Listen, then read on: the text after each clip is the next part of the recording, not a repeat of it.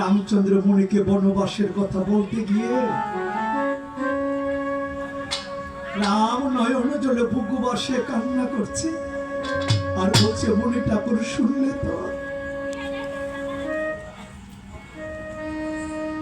আমি রামচন্দ্র যখন 14 বছরের জন্য বনে যাই, দেশে আমার পিতা দশরথ রাজা প্রান্তিক করেছে। আমরা 4 পুত্র থেকে পিতা বাসে মারা হয়েছে। আরো শুনে শোনো, আমি রামচন্দ্র দেশে হারিয়েছি আমার পিতা, আমি রাম বনে হারিয়েছি আমার সীতা। রাবণ সীতাকে হরণ করেছিল মুনি ঠাকুর। সীতাকে উদ্ধার করতে গিয়ে আমি রামচন্দ্র যুদ্ধ করেছি। আর শুনবে,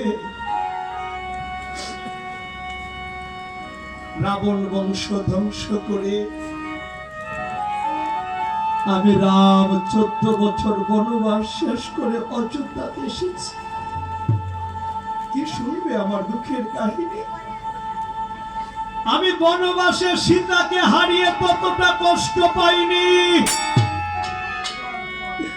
আমি যেই কষ্ট পেয়েছি যখন অযোধ্যাতে এসে দেখতে পাই আমার বাবা নাই। মুনি ঠাকুর, আমি বনবাসে সীতাকে হারিয়ে তত কষ্ট পাইনি। আমি রাম অযোধ্যাতে এসে যখন শুনি আমার বাবা নাই, আমার পিতা দশরথ রাজা প্রান্তিক করেছে।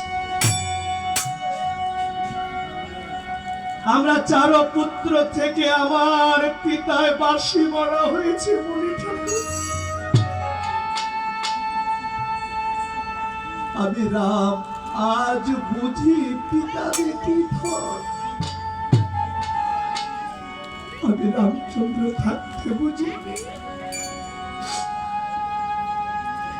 হে পৃথিবীতে প্রত্যেকটা সন্তানের মাথার উপরে বাবা মা বট বৃক্ষের মতো জড়িয়ে আছে। মুনি ঠাকুর, যার বাবা নাই তার মাথার উপরে ছায়া দেওয়ার মতো কেহ নাই। আমি রাম আর কোনদিন পিতা বলে ডাকবো না। আমার পিতাশ্রী আমাকে কোনদিন পুত্র বলে ডাকবে। রামচন্দ্র করে কেঁদে কেঁদে মুনিকে বলতে লাগলো, ওই আমরা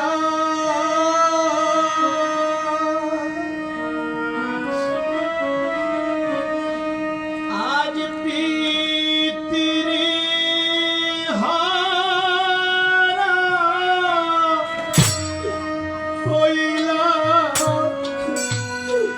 হইলাম বলে